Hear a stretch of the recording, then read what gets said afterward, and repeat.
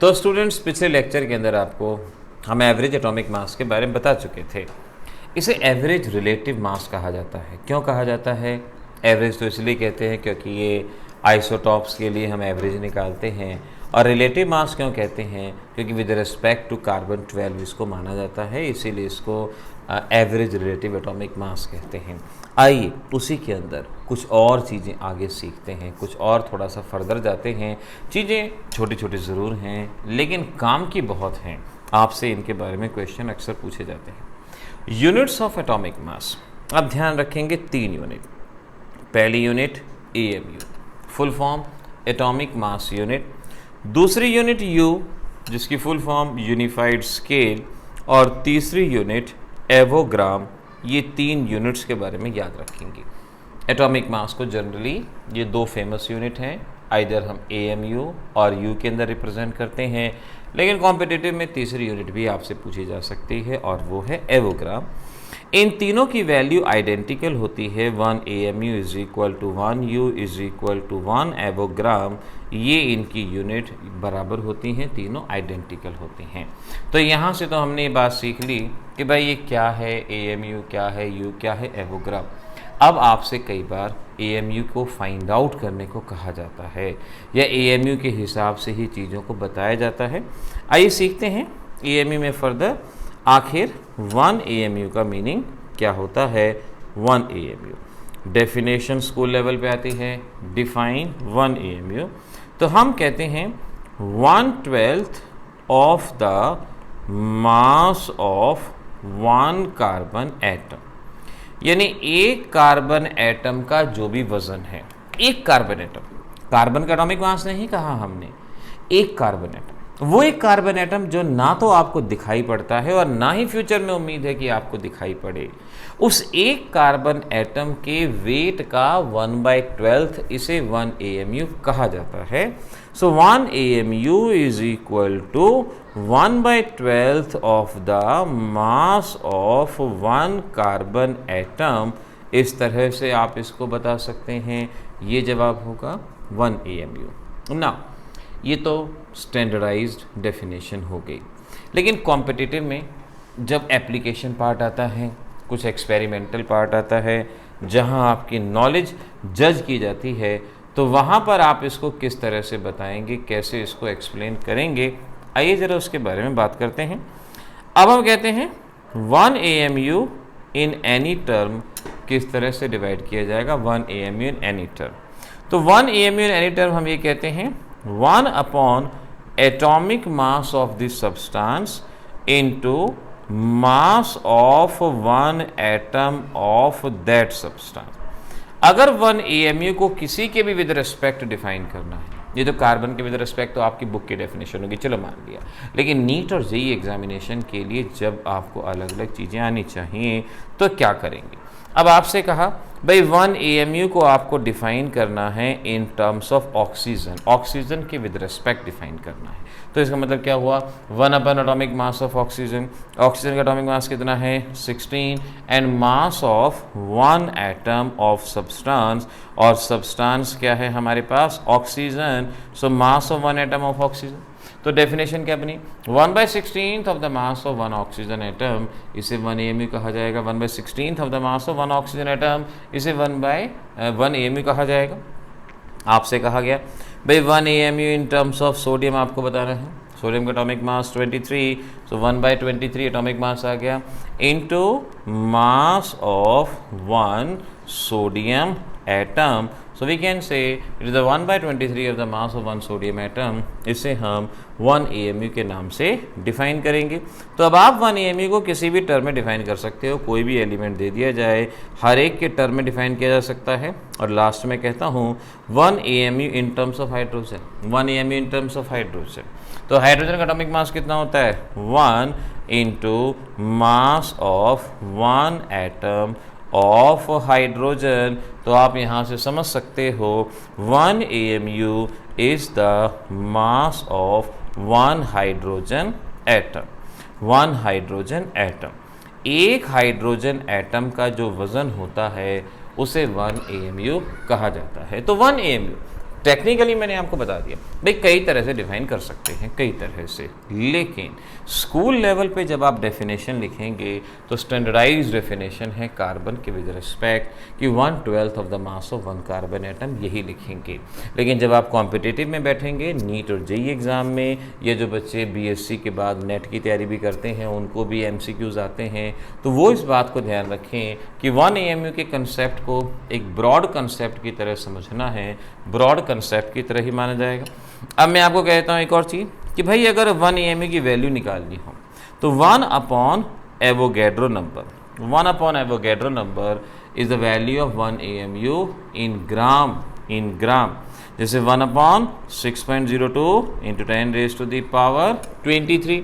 और अगर आप इसको सॉल्व करते हैं तो देखिए सॉल्व करके क्या आएगा, ये आपका सॉल्व करके जवाब आएगा, दिस इज 1.66 इंटू 10⁻⁻24 ग्राम, और किलोग्राम में बताना हो तो 1.66 into 10⁻⁻27 kilogram. Now this is the important thing for your examination. आपके एग्जामिनेशन में क्वेश्चन आता है what is the value of 1 AMU in gram and kilogram, ये आता है। तो आप बड़ी आसानी से बता सकते हो 1 AMU is equal to 1/Avogadro number, और फिर ये वैल्यू सॉल्व कर दिया आपने, ग्राम और किलोग्राम। रटना भी है इसको, MCQs में डायरेक्ट वैल्यू पूछी जाती है। और 1 AMU किसके बराबर होता है, मास ऑफ 1 एटम ऑफ हाइड्रोजन। तो एक हाइड्रोजन एटम का वजन कितना हो गया, 1.66 इंटू 10⁻⁻24 ग्राम, या 1 AMU किलोग्राम में कितना हो गया। ये रटो, ये चीज़ आप समझो भी और रटो भी, हर लिहाज से आपके लिए इंपॉर्टेंट होगी, याद रखना। चलिए आगे बढ़ते हैं। एटॉमिक मास हो चुका, एटॉमिक मास की यूनिट हो चुकी, और उसमें 1 AMU को कैसे डिफाइन करते हैं ये हो चुका। The next thing is gram atomic mass, gram atomic mass. अब इसको भी ज़रा पकड़ना ध्यान से, यहाँ भी नॉलेज कई बार अधूरी छूट जाती है, आधी रह जाती है, ज़रा समझना। सिंपलेस्ट भाषा में अगर हम कहें तो हम ये कहते हैं एटॉमिक मास एक्सप्रेस्ड इन ग्राम। जब एटॉमिक मास को ग्राम के अंदर बता दिया जाता है तो उसको ग्राम एटॉमिक मास कहा जाता है। जैसे कार्बन है, atomic mass and gram atomic mass. Carbon का एटॉमिक मास कितना होगा, 12 AMU, एटॉमिक मास की यूनिट AMU, और ग्राम एटॉमिक मास 12 ग्राम। हमें देखने में क्या लगेगा, सिंपल सी बात है, एक AMU और एक ग्राम। हाइड्रोजन 1 AMU और ग्राम एटॉमिक मास। ऑक्सीजन 16 AMU और ये 16 ग्राम। तो जनरली एक आम इंसान की भाषा में हमें कह सकते हैं it is the mass of the atomic mass expressed in gram, इसे ग्राम एटॉमिक मास कहा जाता है। लेकिन एटॉमिक मास और ग्राम एटॉमिक मास में ज़मीन आसमान का फ़र्क होता है। टेक्निकली कॉम्पिटिटिव एग्जामिनेशन के हिसाब से ग्राम एटॉमिक मास हम कहते हैं it is the actual mass of Avogadro number of atom, actual mass of Avogadro number of atom. किसी भी सब्सटेंस के एवोगैड्रो नंबर ऑफ एटम का जो वज़न होगा वो ग्राम एटॉमिक मास के बराबर होगा। यानी अगर मैं कहता हूँ कार्बन का वेट है 12 ग्राम, ये इसका ग्राम एटॉमिक मास है, तो इसमें कितने नंबर ऑफ एटम होंगे, इसमें होंगे 6.02 इंटू 10⁻23 एटम। 12 ग्राम कार्बन में इतने सारे एटम होंगे। अगर मैं कहता हूँ हाइड्रोजन का 1 ग्राम, तो हाइड्रोजन के 1 ग्राम में इतने सारे एटम प्रेजेंट होंगे। इस बात को समझना। तो ग्राम एटॉमिक मास की एक्चुअल डेफिनेशन कॉम्पिटिटिव एग्जामिनेशन की, देखो मैं साथ साथ बताता जा रहा हूँ क्योंकि कॉम्पिटिटिव की तैयारी तभी होती है जब आप नॉर्मल चैप्टर को पढ़ते हैं। कई बार हम बेकार में इस बात को बना लेते हैं कि नहीं जी कॉम्पिटिटिव की तैयारी अलग है, बोर्ड की तैयारी अलग है। कई लोग ये कहते हैं कि भाई मैं तो ये सिंपल स्कूल का बैच पढ़ा रहा हूँ, ये कॉम्पिटिटिव नहीं, ये तैयारी साथ साथ ही होनी चाहिए। और ये आपकी NCERT में ही है, थोड़ा सा इसको डिटेल में पढ़ने की ज़रूरत होती है बस। तो एटॉमिक मास और ग्राम एटॉमिक मास ये हमने देख लिया। ग्राम atomic mass, mass of Avogadro number of atom, ये बात याद रखना। बार बार चीज़ों को बोलोगे तो चीज़ें लंबे समय तक याद भी रहेंगी। अब आपके स्कूल लेवल पे क्वेश्चन आता है, स्कूल लेवल पे क्वेश्चन आता है what is the difference between atomic mass and gram atomic मास। कि भाई एटॉमिक मास और ग्राम एटॉमिक मास में क्या डिफरेंस है, ये आपको बताना है। दोनों में क्या डिफरेंस है। और डिफरेंस नंबर 1 क्या कि बच्चा बता सकता है? आई थिंक PP1 का बच्चा ही बता दे कि एटॉमिक मास की यूनिट क्या होती है। यूनिट इज AMU, और उसकी यूनिट क्या होती है? उसकी यूनिट होती है ग्राम, यूनिट इज ग्राम। अब ये डिफरेंस तो कोई भी बच्चा बता सकता है बहुत इजीली, कोई भी स्टूडेंट बता सकता है। इवन प्रौढ़ शिक्षा केंद्र में जाने वाला भी बंदा बता सकता है कि ये क्या होता है। लेकिन जो मेन चीज़ जिसकी एग्जामिनर तलाश करते हैं वो ये है कि एटॉमिक मास ये कौन सा एटॉमिक मास होता है? AMU किसकी यूनिट होती है? Average relative mass.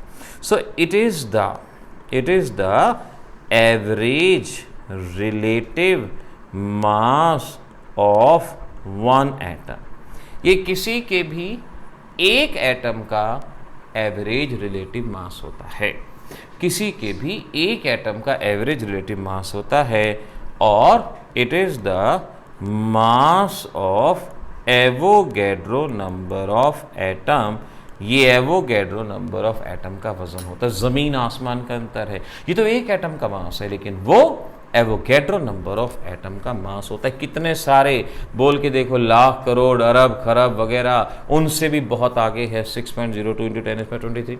अगर आपको कोई कहता है ना कि भाई ये दोनों तो बराबर होते हैं, 12 AMU 12 ग्राम, सोच के देखो आप जिस कमरे में बैठे हो वहाँ पर बहुत एवोगैड्रो नंबर से बहुत ज़्यादा कार्बन है। अगर इतने ज़्यादा कार्बन और उनका वज़न लगाओ, आपके सिर के ऊपर प्रेशर डालें, आप उस प्रेशर को झेल ही नहीं सकते। लेकिन फिर भी आप झेलते हो, क्योंकि आपके ऊपर जो टोटल वज़न होता है वो AMU के अंदर हम बात करते हैं। तो याद रखना है आपने यूनिट और एवरेज रिलेटिव मास, और वो है आपका एवोगैड्रो नंबर ऑफ एटम का मास। इस चीज़ को याद रख लेना। तो मैं ये कह सकता हूँ कि Avogadro number of atom weighs equal to gram atomic mass. तो एक एटम का वज़न कितना होगा? Gram atomic mass upon Avogadro number. तो ये भी मैंने एक जनरलाइजेशन निकाल दिया कि मास ऑफ वन एटम, किसी भी एलिमेंट के एक एटम का एक्चुअल मास निकालना है तो वो फार्मूला बन गया ग्राम atomic mass divided by Avogadro number. ये फार्मूला तैयार हो गया। MCQs में क्वेश्चन आते हैं कि इसमें से कौन सी स्टेटमेंट सही है regarding the mass of one atom, regarding the mass of two atom. किसी भी तरह से आपसे ये क्वेश्चन पूछा जाता है तो वन एटम का मास निकालना है, ग्राम atomic mass divide by Avogadro number.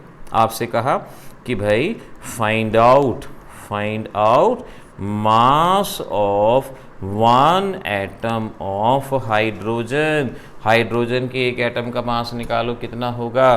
तो वैल्यू पुट कर दो, mass of one atom is equal to gram atomic mass, hydrogen gram atomic mass 1 gram divided by Avogadro number. Solve करके 1.66 × 10⁻24 ग्राम।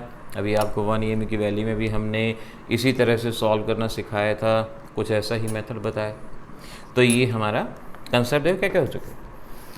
एवरेज रिलेटिव मास हो चुका, atomic mass की unit हो चुकी, और अब ये ग्राम एटॉमिक मास, और उसमें कॉम्पिटिटिव लेवल तक का हमारा सिलेबस कवर हो चुका है। यहाँ पर ध्यान रखना। The next thing, number of gram atom, या मैं इसको ऐसे लेता हूँ 1 ग्राम एटम।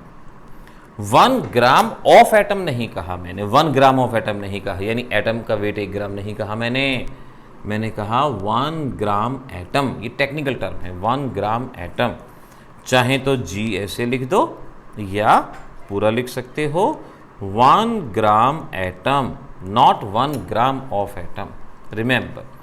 तो हम इसके बारे में क्या कहते हैं, देख रहा हूँ, इसके बारे में कहते हैं amount of the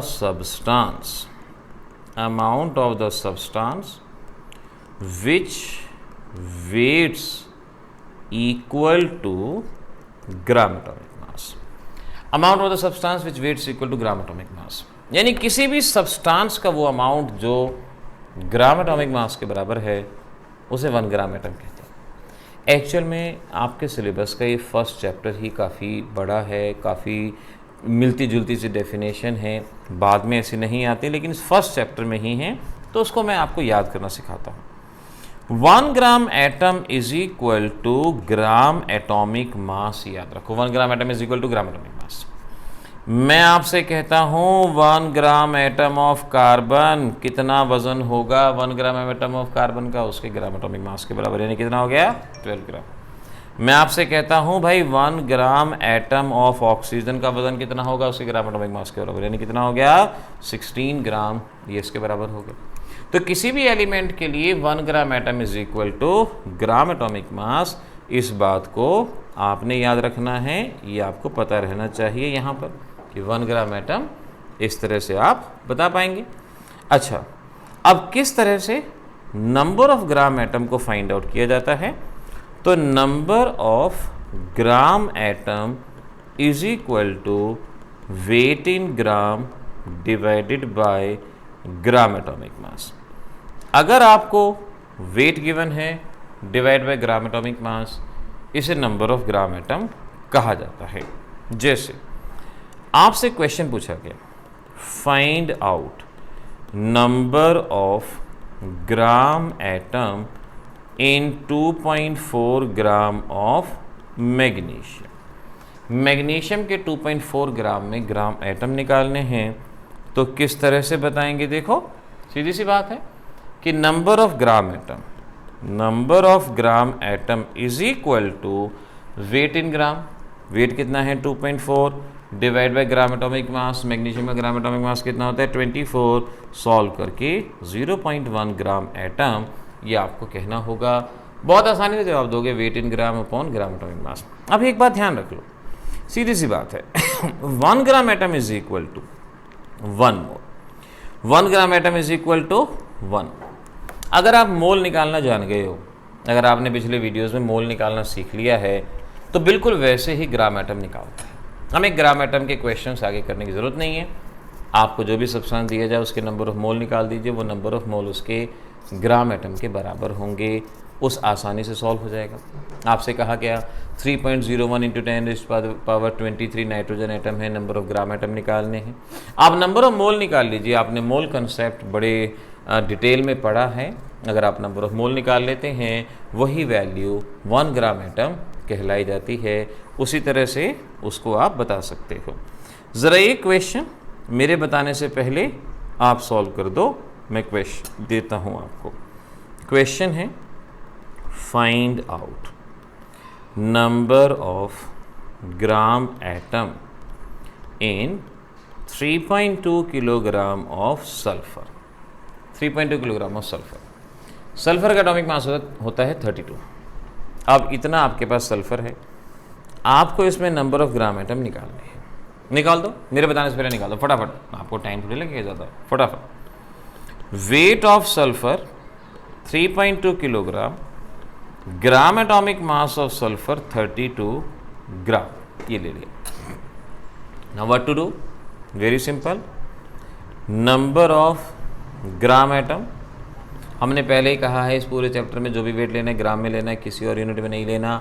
अब ये किस में दिया गया? किलोग्राम में। किलोग्राम को किस में बदलोगे? ग्राम में। सो 3.2 इंटू 10⁻³ ग्राम डिवाइडेड बाय 32, और क्या लिख सकते हो 32 इंटू 10⁻² डिवाइड बाय 32, सॉल्व करके 10⁻² ग्राम एटम, ये आ गया आपका जवाब। तो इस तरह से बच्चों ये ग्राम एटम के क्वेश्चन अभी आपने सॉल्व किए, ये सॉल्व हो गए ग्राम एटम के क्वेश्चन। और भी चीज़ें, क्योंकि मैंने कहा कि छोटी छोटी चीज़ें हैं लेकिन हैं एग्ज़ाम के लिए बहुत ही ज़्यादा इंपॉर्टेंट। अब देखो अगला कंसेप्ट ध्यान से, ये है अप्रॉक्सीमेट मॉलिक्यूलर मास। ये एटॉमिक मास ले लो पहले, अप्रॉक्सीमेट एटॉमिक मास। पहला था एवरेज रिलेटिव मास और ये है अप्रॉक्सीमेट एटॉमिक मास। इसको बताया जाता है एक लॉ से जिसे ड्यूलंग्स एंड पेटाइट्स लॉ कहा जाता है। क्या कहते हैं? ड्यूलंग्स एंड पेटाइट्स लॉ, इसको नाम दिया जाता है, पेटाइट्स लॉ कहा जाता है। और ड्यूलंग्स एंड पेटाइट्स लॉ ये कहता है कि approximate atomic mass is equal to 6.4 divided by specific heat. 6.4 divided by specific heat in calories. अब देखो actual definition Dulong's and Petit's law की क्या है, हमें उस पर नहीं जाना, क्योंकि अभी हम जो टॉपिक ले रहे हैं वो है एटॉमिक मास को हमें फाइंड आउट करना है। अप्रॉक्सीमेट एटॉमिक मास, जब साइंस पुराने टाइम में थी, जब इतनी ज़्यादा बढ़िया टेक्निक्स नहीं थी, तो कुछ ना कुछ तो करना ही था ना। तो डुलोंग्स और पेटाइट्स ने ये कहा कि किसी भी एलिमेंट के केस में उसके एटॉमिक मास और स्पेसिफिक हीट का प्रोडक्ट 6.4 होता है। किसी भी केस में एटॉमिक मास और स्पेसिफिक हीट का प्रोडक्ट 6.4 होता है। स्पेसिफिक हीट का मतलब होता है amount of heat require to raise the temperature of a body by 1 degree. यानी आपके पास कोई भी सब्सटेंस है, सपोज ये पेंसिल है, आप इसका टेम्परेचर 1 डिग्री बढ़ाना चाहते हैं, तो 1 डिग्री टेम्परेचर बढ़ाने के लिए जितना हीट करना पड़ेगा उस हीट को हम स्पेसिफिक हीट कहते हैं। आगे थर्मोडायनेमिक्स के अंदर इसकी डेफिनेशन आएगी। फिलहाल आप स्पेसिफिक हीट जान लो कि 6.4 अपॉन स्पेसिफिक हीट, ये हमारे पास यहाँ पर बात बनी। अब ज़रा देखो इसके बेसिस पे, पहला क्वेश्चन तो यही आता है कि अप्रॉक्सीमेट मास कैसे मालूम पड़ता है। दूसरा क्वेश्चन देखना, find out atomic mass. Examiner ये नहीं कहेंगे कि वो अप्रॉक्सीमेट एटॉमिक मास है क्या, वो सीधा से ये कहेंगे कि भाई find out atomic mass for an element if specific heat is 0.16। किसी एलिमेंट की स्पेसिफिक हीट गिवन है, आपको उसका एटॉमिक मास बताना है। तो कभी भी अगर स्पेसिफिक हीट दे दी गई है तो आपको यही फार्मूला यूज़ करना है। तो approximate atomic mass is equal to 6.4 divided by specific heat, और इसको सॉल्व कर लो, और सॉल्व करने के बाद ये क्या आएगा 40 यूनिट, वही AMU 40 AMU, ये हमारे पास अप्रॉक्सीमेट एटॉमिक मास आएगा। ये हमने बता दिया ना। ध्यान रखना है कि ये कंसेप्ट जनरली मेटल के लिए या सॉलिड एलिमेंट के लिए ही अप्लाई होता है। आपके पास क्वेश्चन आ गया कि भाई इनमें से कहाँ पर डुलोंग्स और पेटाइट्स लॉ अप्लाई नहीं होगा, तो जो मेटल नहीं है या सॉलिड एलिमेंट नहीं है वहाँ पर ये अप्लाई नहीं होगा, बाकी सभी केस में इसको अप्लाई किया जाता है। कई सारी चीज़ें हो चुकी हैं। एवरेज रिलेटिव मास 1 AMU की डेफिनेशन, ग्राम atomic mass 1 gram atom, approximate atomic मास, काफ़ी सारी चीज़ें याद रखनी पड़ेंगी, और ये बार बार लिखने से, बार बार बोलने से तभी याद होती हैं। अगला आता है एग्जैक्ट एटॉमिक मास। मेंडलीफ ने जब पीरियोडिक टेबल बनाई, बोहर ने जब पीरियोडिक टेबल बनाई, तो उस वक्त उनको ज़रूरत थी एग्जैक्ट एटॉमिक मास की। मेंडलीफ ने तो सभी के एटॉमिक मासेस को दोबारा से कैलकुलेट किया था, और एटॉमिक मास के बेसिस पे उसने एलिमेंट को अरेंज किया था और एक पीरियोडिक टेबल बनाई थी। वो अलग बात है कि मेंडलीफ की बनाई गई पीरियोडिक टेबल डिस्कार्ड हुई, बोहर ने फिर नई पीरियोडिक टेबल दी, लेकिन मेंडलीफ ने जो स्टडीज़ की थी वो अपने आप में बहुत ज़्यादा रिमार्केबल थी, बहुत ज़्यादा बढ़िया चीज़ थी। अब उसने एग्जैक्ट एटॉमिक मास को किस तरह से फाइंड आउट किया, तो आप इसको ऐसे याद रखना, exact atomic mass is equal to valency into equivalent mass. Valency into equivalent mass. Equivalent mass क्या होता है ये मैं आपको सिखा चुका हूँ कि इक्विवेलेंट मास कैसे निकाला जाता है, ये आप पहले भी सीख चुके हो। तो अगर आपको वैलेंसी पता है, इक्विवेलेंट मास पता है, तो बड़ी आसानी से एग्जैक्ट एटॉमिक मास बता सकते हो। कहा गया find out atomic mass of a trivalent atom whose equivalent mass is 60. Option A, option B, option C and option D. ये क्वेश्चन एटॉमिक मास बताना है। देखो पिछले क्वेश्चन में भी एटॉमिक मास बताया था, लेकिन वहाँ क्राइटेरिया क्या दिया गया था, स्पेसिफिक हीट। तो अगर स्पेसिफिक हीट होगा तो डुलोंग्स एंड पेटाइट्स लॉ वाला फार्मूला, यानी अप्रॉक्सीमेट एटॉमिक मास वाला फार्मूला। लेकिन यहाँ तो इक्विवेलेंट मास है, तो इक्विवेलेंट मास वाला फार्मूला। तो exact atomic mass is equal to valency. अब वैलेंसी कितनी है, ट्राईवैलेंट। ट्राईवेलेंट, यानी कि वैलेंसी कितनी होगी 3, और इक्विवेलेंट मास कितना 60, तो सॉल्व करके कितना आ गया 180। ऑप्शन नंबर सी ये आपका जवाब यहाँ पर आ गया, ऐसे हो गया, बता दिया आपने। अब ज़रा अब एक क्वेश्चन कर लिया ना, चलो अगला बताना। गलती होने के चांसेस हैं, फिर भी कोशिश करते हैं कि आपसे शायद गलती ना हो। Find out equivalent mass of calcium +2। Option A, option B, option C, option D, option E. ये बता दो जल्दी से, सामने क्वेश्चन है और जवाब बता दो क्या होगा। कैल्शियम का एटॉमिक मास आपको पता होना चाहिए।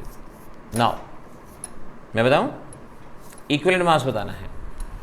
अब जल्दबाजी में बच्चों से गलती क्या हो जाती है, बच्चे जवाब निकालते हैं इसका 80,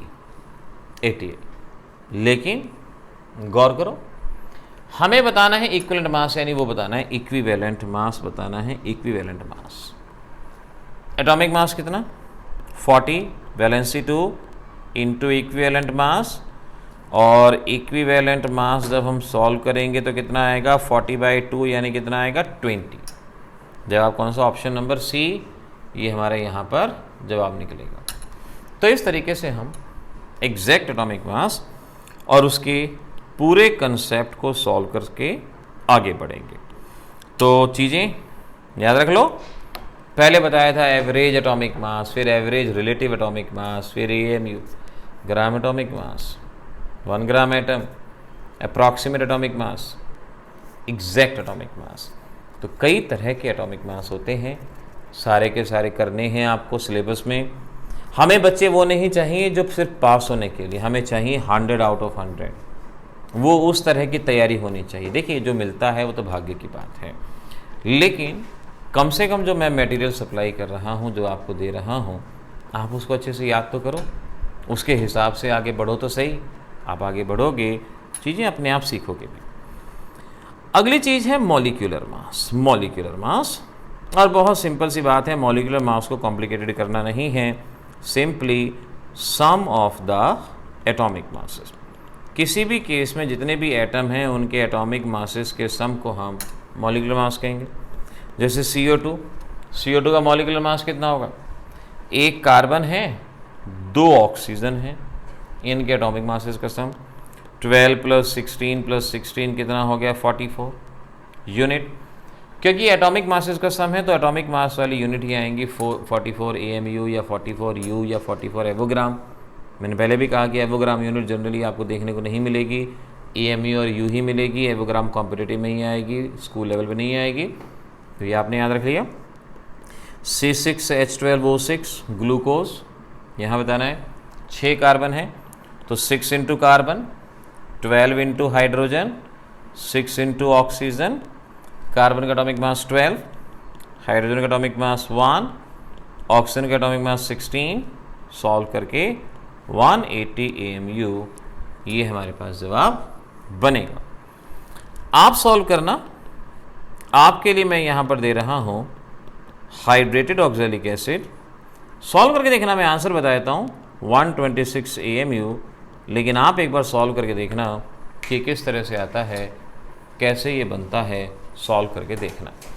तो इस तरह से बच्चों ये काफ़ी ज़्यादा चीज़ें बताई जा चुकी हैं। होमवर्क में आपको टास्क देता हूँ, आप पता लगाएंगे definition of gram molecular mass and definition of gram molecule. Exactly gram atomic मास और ग्राम एटम जैसी होगी, लेकिन आप थोड़ा सा बुक को एक्सप्लोर करेंगे, नेट को एक्सप्लोर करेंगे और ये डेफिनेशन पता लगाएंगे। मिलेंगे अगली क्लास में। All the best.